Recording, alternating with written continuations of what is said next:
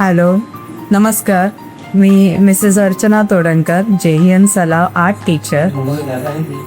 आज आपण इथे सगळे जमलेलो आहोत mandala art and mandala art वर्कशॉपसाठी.